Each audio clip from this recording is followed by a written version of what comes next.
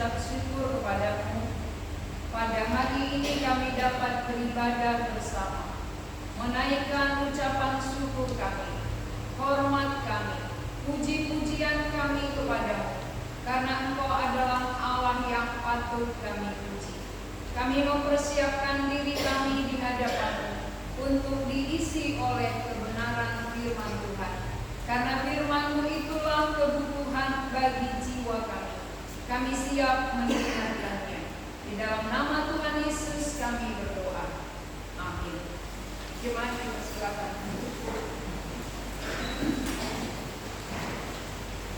Mari kita membaca dari Markus pasal 2.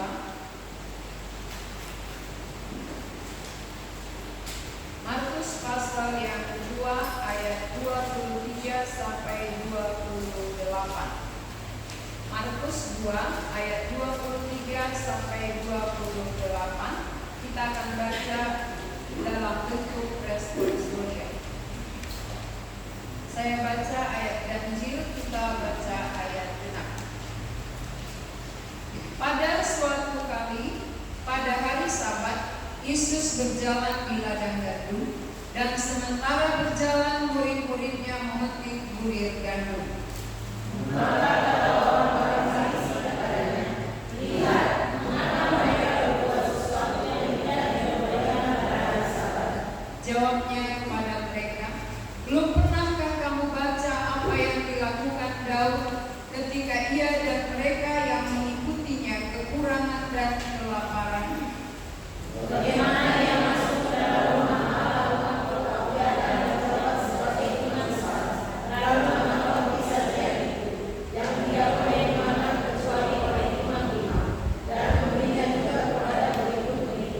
Lalu kata Yesus kepada mereka, "Hari Sabat diadakan untuk manusia, dan bukan manusia untuk hari Sabat.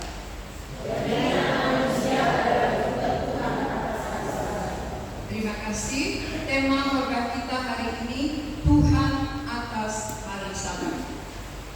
Saudara-saudara, apa latar belakang hari Sabat? Dari mana awalnya muncul hari Sabat? Itu ketika Tuhan Yesus menciptakan bumi. Pada waktu Tuhan menjadikan langit dan bumi, Dia menjadikannya selama 6 hari. Tapi pada hari yang ke-7 Dia berhenti dan Dia memberkati semua pekerjaannya dari hari pertama sampai hari ke-6. Mari kita baca Kejadian pasal yang pertama, ya pasal yang kedua, ayat yang kedua. Kejadian pasal 2 ayat 2, ini latar belakangnya.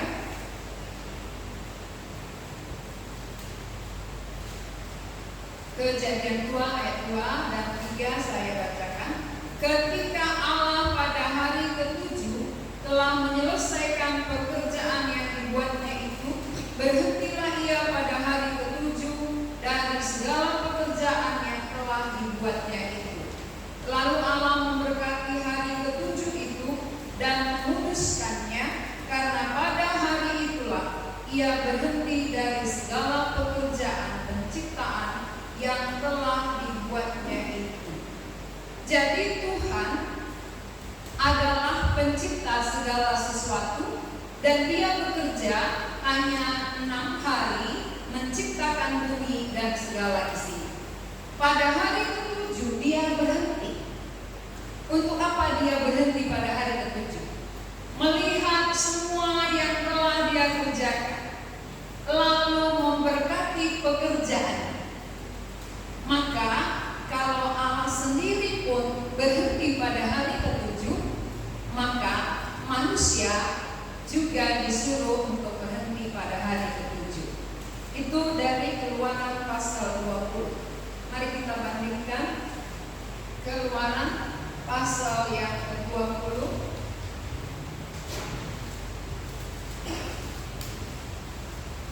ayat 10 dan ayat 11. Keluaran 20 ayat 10 dan 11, ayat 20. Keluaran 20 ayat 10, kaum bapak yang baca, kaum Adam. Ayat 11, kaum Hawa. Mulai dari kaum Adam 2, 3 ya. Tetapi hari ketujuh adalah hari Sabat Tuhan Allahmu, maka janganlah sesuatu kerjakan, engkau atau anak laki-laki, atau anak perempuan, atau anak laki-laki, atau anak perempuan, atau hewanmu, atau orang asing yang terdapat denganmu. Sebab nama hari namanya Tuhan langit dan langit dan bumi, laut dan segala isinya, dan Dia berhenti pada hari ketujuh. Itulah sebabnya Tuhan memberkati hari Sabat dan menguduskannya. Jadi latar belakang Sabat itu adalah dari pencipta. Tuhan menciptakan 6 hari. Pada hari ketujuh Dia berhenti, Dia memberkati, dan Dia mengingatkan kita sebagai umat manusia supaya mengikuti apa yang Dia kerjakan. Supaya kita juga bekerja selama 6 hari, dan pada hari ketujuh kita berhenti melakukan segala pekerjaan kita. Untuk apa berhenti? Buat apa berhenti melakukan pekerjaan? Bukankah 7 hari pun masih kurang? Ya, mungkin kita berpikir, ya, kita berkata dalam hati kita, Tuhan, bagaimana aku bisa berhenti pada hari ketujuh? Karena 7 hari pun aku bekerja belum cukup, belum memadai. Tapi ingat, Tuhan katakan, justru pada hari ketujuh Allah memberkati. Allah memberkati segala yang telah Dia kerjakan. Lalu mengapa kita juga disuruh bekerja 6 hari? Pada hari ketujuh beribadah, supaya kita melihat bagaimana cara Tuhan memberkati kehidupan kita. Kalau kita nggak pernah berhenti, mungkin kita tidak melihat perbuatan Tuhan. Kita tidak melihat bagaimana kuasa Tuhan memberkati kehidupan kita, mencukupkan apa yang kita perlukan. Kemungkinan besar kalau kita nggak pernah berhenti, kita merasa bahwa semua yang ada pada kita hasil kerja keras kita, perbuatan kita.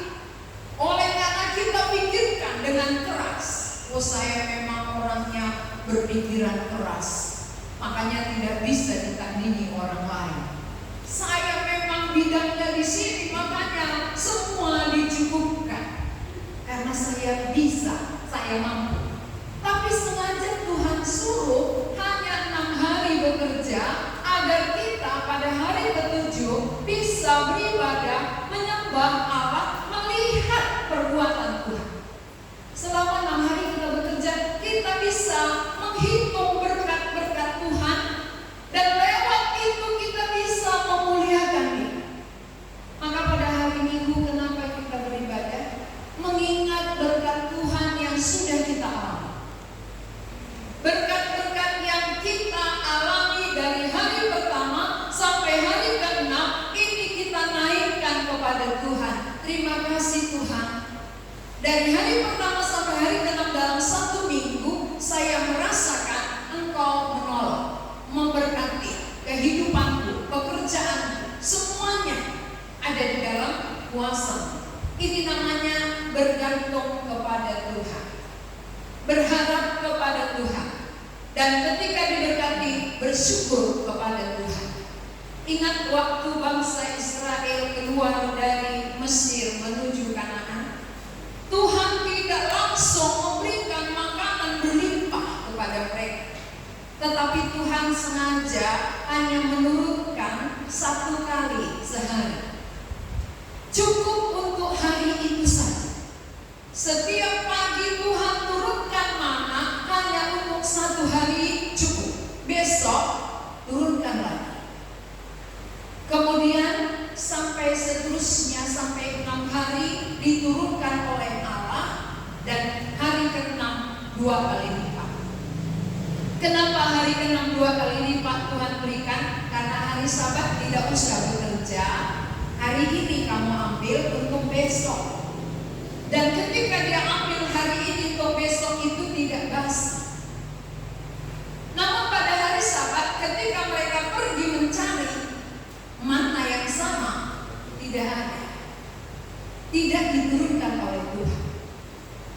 Dan ketika ada orang yang ketakutan tidak makan, maka dia kumpulkan lebih dari yang ditentukan oleh Tuhan, musuh. Ini artinya apa? Tidak usah khawatir, tidak usah takut akan pemeliharaan Allah dalam hidup kita. Dia jauh lebih berkuasa, dia jauh lebih tahu apa yang kita perlukan. Maka dia kasih contoh ya, terlebih dahulu dari dirinya. Saya bekerja, saya sendiri Allah hanya bekerja 6 hari. Pada hari ke-7 saya berhenti memberkati semua yang telah ada. Berarti saat kita beribadah, di situ Allah memberkati semua pekerjaan kita.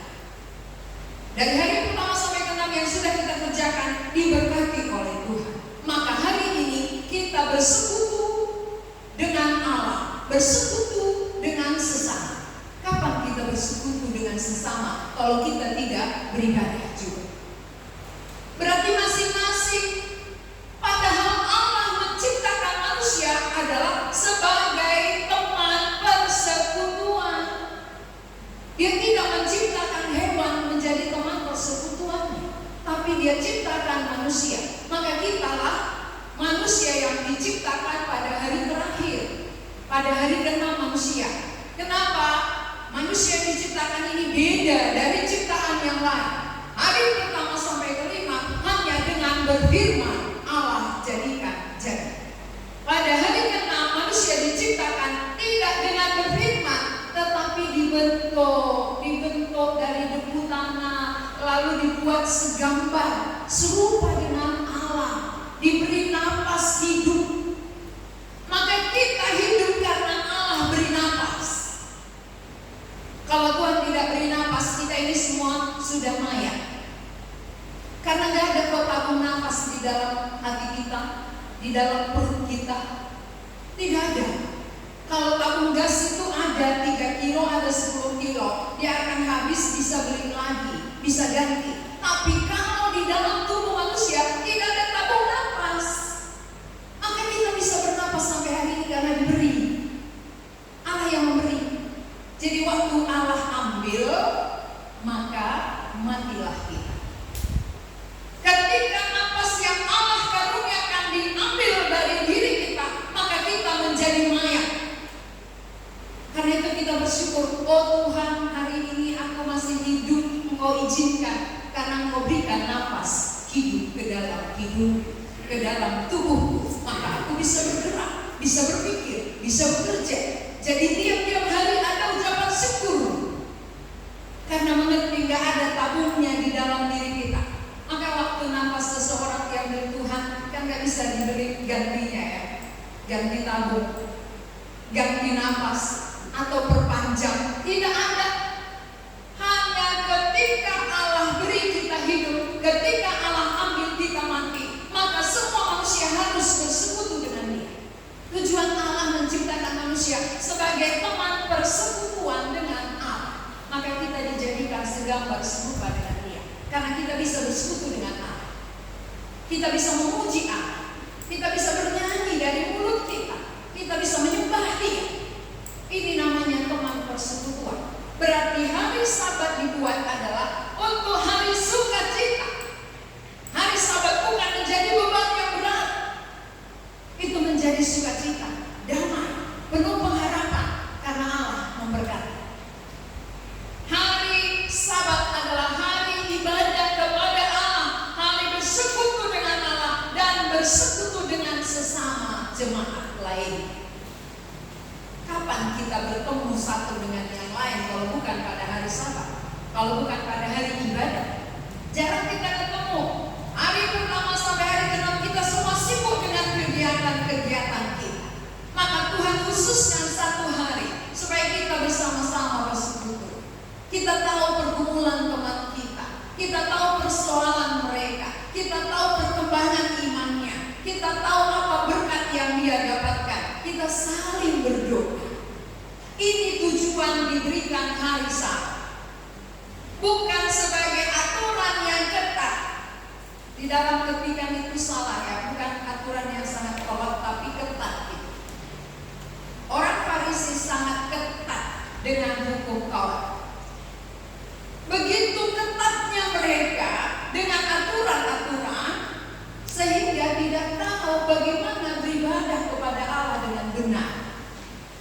Hanya memegang aturan-aturan dengan ketat, dan aturan itu menekan mereka. Aturan itu memperberat mereka. Maka aturan yang pertama yang sudah dibagikan minggu yang lalu tentang puasa. Murid-murid orang Farisi puasa, murid Yohanes puasa, murid Yesus tidak puasa. Mengapa? Mereka tegur, mengapa murid-muridmu tidak puasa, sedangkan murid orang Farisi dan murid Yohanes puasa? Apa jawaban Tuhan Yesus? Bagaimanakah sahabat mempelai berduka sementara mempelai ada bersama dengan mereka? Mempelai itu adalah Kristus sendiri. Ketika Kristus ada bersama dengan muridnya, itu menjadi sukacita. Maka orang yang pertama sekali menerima Tuhan Yesus, sukacitanya luar biasa. Dia bisa melompat-lompat, dia merasa dunia kecil sekali. Karena kehadiran Yesus itulah sukacita, itulah damai sejahtera, itulah harta yang paling berharga. Maka murid-murid tidak berpuasa, tapi mau dipaksakan dengan puasa orang Farisi yang ditentukan oleh hukum-hukum Taurat mereka. Tapi Tuhan Yesus tegur. Tuhan Yesus tegur mereka. Tegurannya apa? Tidak mungkin kain yang baru ditambal pada kain yang kusut. Kalau ada kain baru lalu disatukan dengan yang sudah kusut, ini akan merobek karena kekuatannya tidak sama. Kain yang kusut akan dirobek oleh kain yang baru. Demikian juga dengan anggur. Anggur yang baru itu dia memuai, mendesak, mendorong. Tidak mungkin masuk ke kantong kulit yang lama. Kalau dimasukkan, kantongnya pecah, anggurnya tumpah, kantongnya pecah, dua-duanya rugi. Pengertian keduanya itu sama. Ajaran-ajaran, aturan-aturan hukum Taurat tidak bisa dibawa kepada anugerah Allah. Tidak bisa aturan hukum Taurat dibawa, disatukan dengan kasih karunia. Sementara kita sekarang ada di bawah kasih karunia. Kasih karunia Allah menyelamatkan kita bukan berdasarkan hukum-hukum Taurat, bukan oleh aturan-aturan yang begitu ketat, tetapi oleh anugerah kasih karunia yang diberikan oleh Tuhan Yesus secara cuma-cuma. Maka aturan-aturan ini dengan anugerah gak mungkin bersatu. Jadi dua hal itu pengertiannya sama. Kain yang baru dengan anggur yang baru itu anugerah Allah. Sedangkan kain yang kusut dengan kantong kulit yang lama itulah hukum-hukum Taurat. Aturan-aturan. Maka kalau orang hidup di bawah aturan-aturan, beratnya luar biasa. Beban. Kenapa? Begitu datang ibadah, ada aturan yang dibuat yang memperberat kehidupannya. Ketika datang dia ingat, utangku berapa ya? Coba kalau kita buat aturan, semua harus bayar iuran. Berat. Ketika hadir, utangnya yang ingat.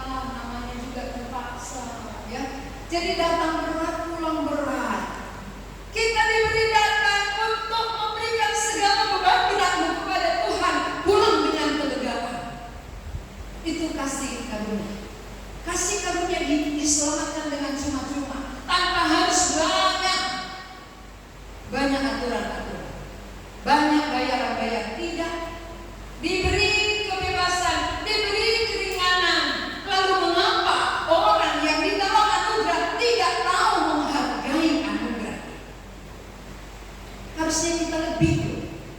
Orang yang di bawah hukum Taurat karena takutnya dia taat. Hujan-hujan pun diterobos kok beribadah, itu karena takutnya. Kita karena kasih karunia, oh bukan karena ibadah kok aku ke surga, akhirnya gak gagal. Nah ini terbalik. Seharusnya lebih orang yang di bawah anugerah, lebih dari mereka yang di bawah hukum Taurat. Karena kita oleh kasih Allah, bagaimana kita menghargai kasih itu? Bagaimana kita mengucap syukur kepada Allah yang sudah menganugerahkan keselamatan secara cuma-cuma? Ini maksudnya. Jadi saudara-saudara, ahli Taurat hidup di bawah hukum-hukum Tauratnya, aturan-aturannya. Dia sendiri pun berat. Lalu dikasih lagi kepada orang lain. Mereka sama-sama berat. Maka kemanapun dia perhatikan, kemanapun Tuhan Yesus ada ahli Taurat. Ya, kemanapun Tuhan Yesus nanti ada ahli Tauratnya. Kemanapun kebenaran ada ahli Taurat di situ. Selalu ada yang komen-komen, kasih komentar yang gak perlu. Kenapa? Karena tidak dibawa kasih karunia. Orang yang dibawa kasih karunia, kasih Allah itu jauh lebih besar bagi dia dari semua aturan yang ada. Maka waktu murid-murid Yesus berjalan pada hari Sabat memetik bulir gandum, mereka makan, itu diizinkan kok pada zaman perjanjian lama. Kalau kamu lewat dari ladang orang, lalu kamu mau petik makan, tidak salah, itu ditetapkan di dalam ulama. Tidak salah, asal jangan kamu panen, ya. Jangan bawa bodi panen, itu yang salah. Tapi kalau petik makan karena lapar boleh, itu diizinkan. Maka murid ini tahu, ngerti. Dia mengerti hukum Taurat itu. Dia petik bulir gandum, dia makan. Tetapi ahli Taurat komen. Jadi di mana-mana pun ada tukang komen, Bapak. Pekerjaannya hanya komen, ya. Bukan menikmati anugerah Allah yang terbesar, tapi selalu komentar. Yang baik pun dikomentari, apalagi yang kurang baik, ya. Tidak menikmati persekutuan dengan Allah, kasih anugerah Allah itu cukup bagi. Nah, waktu ketika orang Farisi komentar, apa jawaban Tuhan Yesus dari Markus pasal 2 tadi? Jawaban Tuhan Yesus kepada mereka,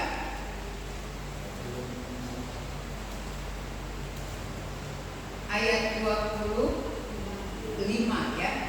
Jawabnya kepada mereka, belum pernahkah kamu baca apa yang dilakukan Daud ketika ia dan mereka yang mengikutinya kekurangan dan kelaparan?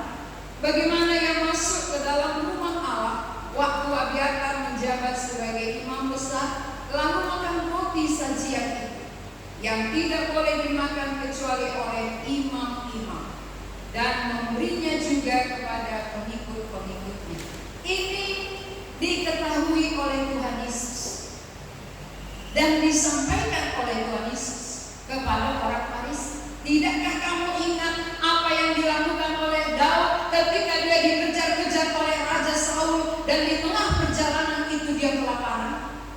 Dia masuk ke rumah Allah.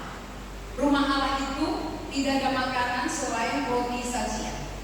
Roti sajian yang hanya boleh dimakan oleh imam-imam yang bertugas di dalam bait Allah. Tetapi itu diambil Daud, dimakannya dan diberikannya juga kepada pengikutnya. Jadi mana lebih penting? Aturannya dipaksakan atau orangnya selamat? Ya, orangnya sudah kelaparan, lalu dikatakan, aturan gak boleh, hanya imam yang boleh makan loh. Jadi gak boleh makan roti. Sementara Daud sudah kelaparan. Kalau dia gak makan, dia akan mati bersama teman-temannya. Di hadapan Allah, manusia lebih berharga daripada aturan. Seringkali kita memaksakan aturan lebih daripada manusia. Di situ rusak sega. Ya, sega dulu sudah. Mengapa? Karena udah aturan di atas, bukan manusianya. Maka Tuhan Yesus katakan ayat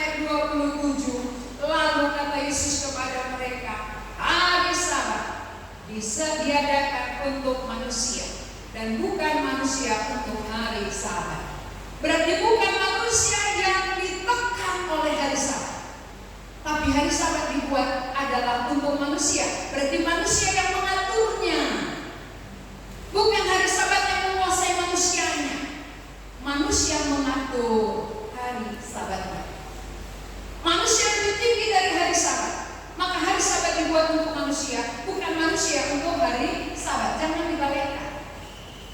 Berarti kita lebih tinggi dari hari Sabat. Maka siapa yang tidak ibadah hari Sabat tidak dilempari dengan batu, karena kita lebih tinggi. Kalau pada hukum Taurat, siapa yang tidak ibadah dilempari ya. Siapa yang bekerja dilempari. Padahal imam-imam bekerja karena dia melayani. Ya itu nggak dilempari ya. Jadi hanya melakukan sepihak.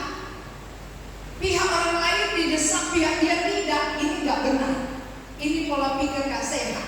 Kalau giliran pada orang dipaksakan, pada giliran pada dia nggak dikerjakan. Itu namanya memaksakan hukum Taurat bagi orang, tapi bagi dirinya tidak. Maka Tuhan menegur, meluruskan, membukakan pikiran mereka supaya mengerti untuk apa hari Sabat dibuat. Hari Sabat dibuat untuk manusia. Berarti manusia lebih tinggi dari hari Sabat. Jangan karena hari Sabat ketat sekali aturan-aturannya, mati pun orang gak dipedulikan lagi ya. Hari Sabat ini gak boleh melayani orang itu, gak boleh datang ke rumah sakit hari Sabat ya. Ini terlalu ketat.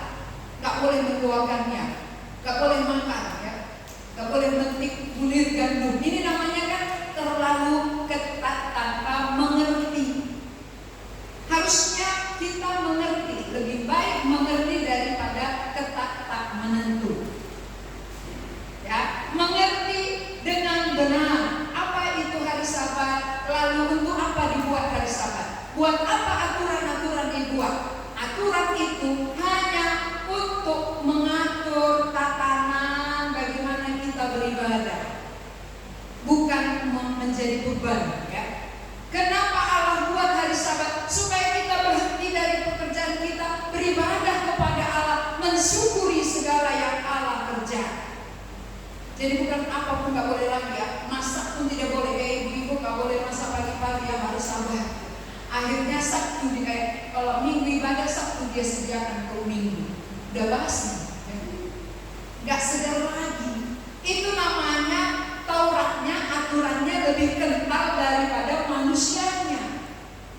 Padahal yang dimaksud oleh Tuhan adalah supaya kamu tidak menyibukkan diri dengan hal yang lain, kamu fokus beribadah kepada Allah. Itu. Jadi bisa nyuci ya, jangan menyesal. Bisa nyuci pada hari Minggu, bisa masak, bisa makan ke restoran, ya silahkan.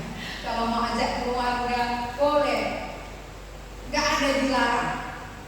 Yang Tuhan mau adalah kuduskanlah hari Sabat. Arti kuduskan, binalah persekutuan dengan Allah dan dengan sesama.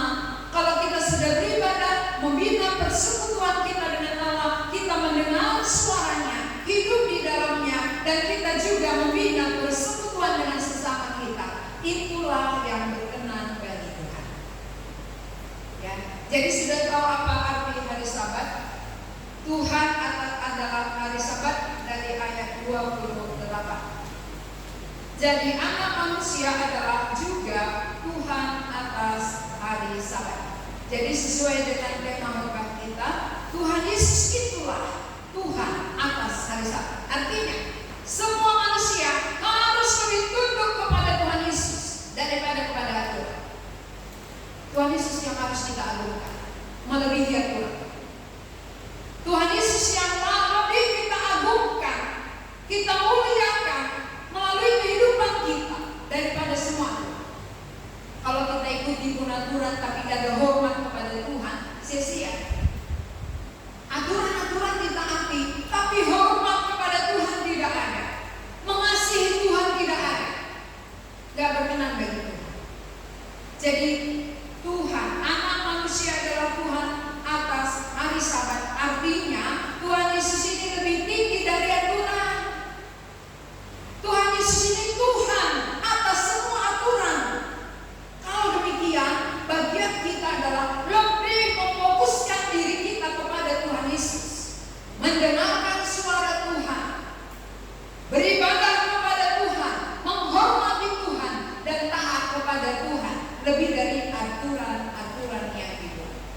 Siapa yang lebih takut kepada aturan, berarti dia masih di bawah hukum Taurat. Siapa yang menghormati Tuhan, berarti dia di bawah kasih karunia. Coba tanya di sebelah kiri kanannya, kamu selama ini di bawah apa? Ya, mungkin jawabannya di bawah apa? Di bawah hukum Taurat, aturan yang ketat, atau di bawah kasih karunia? Di bawah apa? Siapa yang mengatur hidup kita? Saya melihat bahwa orang yang diatur oleh hukum Taurat, orang yang diatur oleh aturan-aturan itu jauh lebih taat daripada orang yang di bawah kasih karunia. Ini fakta. Kita di sini adalah di bawah kasih karunia, tapi ketaatan kita jauh dibanding orang yang diatur oleh aturan-aturan. Dia sangat taat dengan aturan-aturan yang dibuat oleh gereja. Kenapa? Kalau tidak ditaati ada sanksinya, ada akibatnya. Tapi orang yang di bawah kasih karunia tanpa sanksi, akhirnya suka-suka. Jadi mulai hari ini hargailah kasih karunia. Kita harus lebih. Maka Tuhan Yesus katakan apa? Kalau hidup keagamaan tidak lebih daripada ahli-ahli Taurat, engkau tidak layak masuk kerajaan besar. Hidup keagamaanmu harus melebihi orang yang hidup di bawah aturan-aturan. Walaupun kita nggak di bawah aturan, tapi ada Allah yang mengatur kehidupan kita, ada Rohnya yang memimpin kita, yang mengatur kita, sehingga kita mau dipimpin oleh Roh yang tidak terbatas.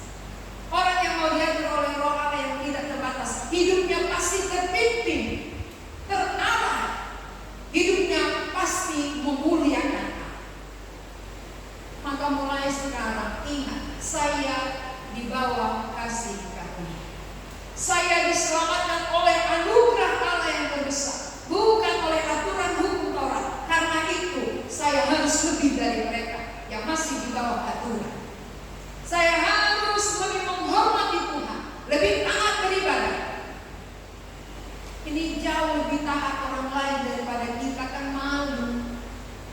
Kita yang katakan aku sudah yakin dosaku diampuni, aku sudah yakin masuk surga, tapi tidak nampak batang hidung. Malu. Orang yang belum yakin dia rajinnya luar biasa. Orang yang yakin tidak taat kepada Allah yang mengaruniakan kasih-Nya yang tidak terbatas. Maka Tuhan adalah Tuhan atas hari Sabat, berarti kita lebih dari aturan. Kita harus lebih hormat kepada Tuhan kita yang mengaruniakan keselamatan dengan cuma-cuma. Bertobat. Kalau selama ini kita kurang menghargai, mari bertobat. Bertobat itu bukan berbalik aja dari dosa ya, tapi bertobat dalam hal kurang menghargai ibadah, kurang menghargai persekutuan. Persekutuan dengan Allah, persekutuan dengan sesama itu penting. Maka Tuhan buat hari ibadah, hari istirahat. Seharusnya kita bangga. Kita bangga pemerintah setuju hari Minggu ada libur. Bayangkan, ini diizinkan kita bisa beribadah. Mengapa kita tidak hargai? Mengapa kita tidak pakaikan? Harusnya kita bangga. Tuhan, terima kasih Engkau mengaturkan ada satu hari libur, satu hari bisa beribadah, bisa bertemu dengan saudara-saudara yang lain, bersekutu. Aku mau menghargai, aku mau lebih menghormati Engkau, aku mau lebih daripada orang yang hidup dalam aturan-aturan. Itu yang berkenan bagi Tuhan. Setuju? Amin. Ya, amin ya. Kalau amin, ini hujan sedikit aja, Pak, nanti takut masuk angin. Apalagi hujan deras, hujan badai, berasa kosong gereja. Ya, berarti bukan menghormati Tuhan. Kalau orang yang menghormati Tuhan, segala rintangan, kasihku, cintaku melebihi segalanya. Mengapa orang pacaran hujan badai begitu terus? Berarti kan cinta kita kepada Tuhan kurang.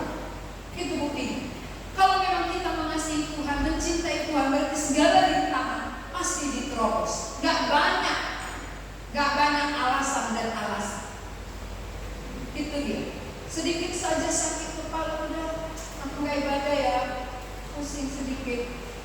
Tapi kalau jumpa dengan teman, pusing 7 kali pun dipaksakan ya. Apalagi dapat rezeki katanya. Ya, mulas-mulas pun dikejar. Itu namanya perjuangan kita, cinta kita lebih banyak kepada materi dunia dibanding Tuhan yang berkemurahan bagi kita. Tuhan yang memberikan segala yang kita perlukan. Ingat, sumbernya itu Tuhan loh. Sumber segala yang kita miliki adalah Tuhan. Yang memberkati semuanya adalah Tuhan. Bagian kita harusnya hormat kepadanya, bersekutu dengan Dia, memuliakan Dia. Mengapa satu hari beribadah? Karena kita perlu satu dengan yang lain.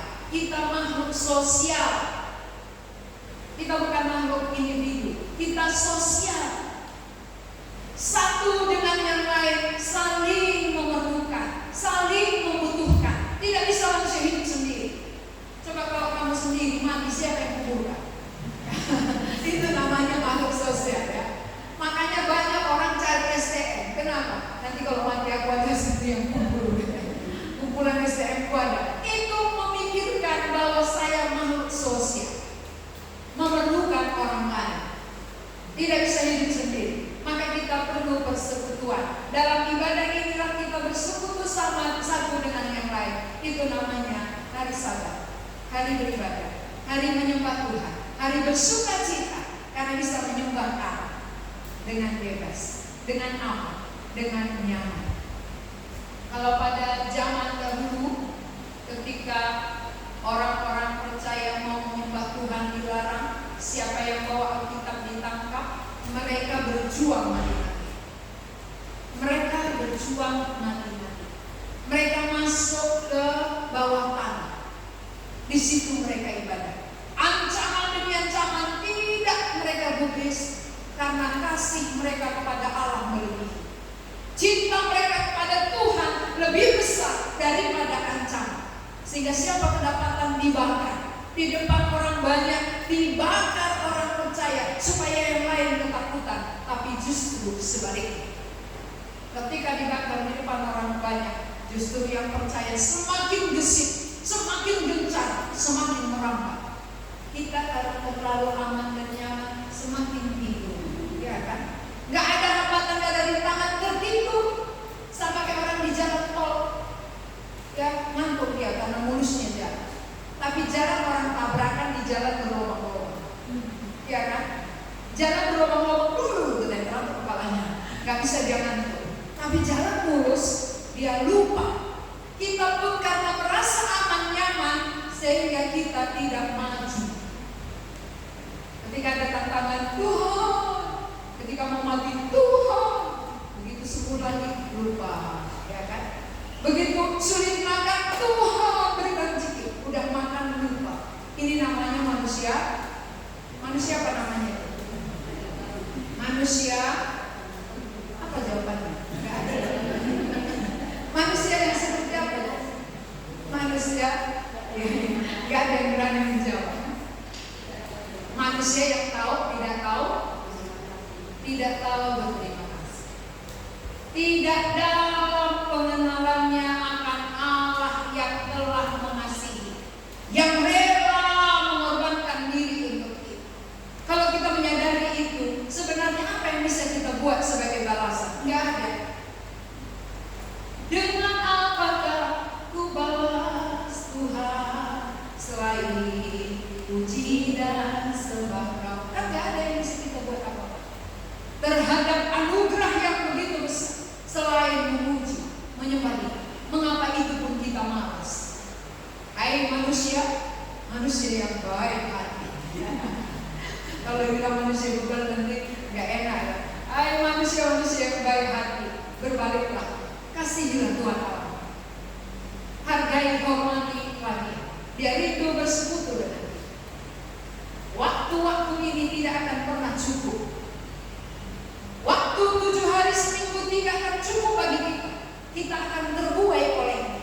Tapi ingat, Allah sendiri berhenti pada hari ke-7, memberkati semua yang Dia kerjakan. Mari kita ikuti. Mari kita beribadah bersekutu dengan Tuhan, bersekutu dengan sesama, dengan bersuka cita, memuliakan Tuhan. Mari kita berdoa. Tuhan, kami bersyukur kepada Engkau sendiri Allah kami yang sudah menciptakan segala yang ada. Tetapi pada hari yang ketujuh Engkau beristirahat, memberkati segala ciptaan, dan ada perintah-Mu kepada kami, supaya kami juga berhenti pada hari ketujuh, beribadah kepada Allah, bukan sebagai beban, tetapi sebagai sukacita, karena Allah memberkati kehidupan kami. Allah mau bersekutu dengan kami, dan kami juga bersekutu dengan sesama kami. Berkatilah firman-Mu, supaya kami meninggikan Engkau, karena Engkaulah Tuhan atas hari Sabat. Engkau Yesus jauh lebih tinggi dari segala aturan. Karena itu kami meninggikan Engkau, memuliakan dan menghormati Engkau. Bukan karena ada aturan-aturan kami beribadah, tapi sebagai bukti kami merasakan cinta kasih-Mu melebihi segalanya. Karena kami telah diberi anugerah terbesar, karena itulah kami mengasihi Engkau dengan memuliakan Tuhan, menyembah dan beribadah kepada-Mu. Berkatilah setiap telinga yang sudah mendengarkannya, supaya firman ini boleh masuk ke dalam hati kami dan kami praktekkan dalam hidup kami. Dalam nama Tuhan Yesus kami berdoa.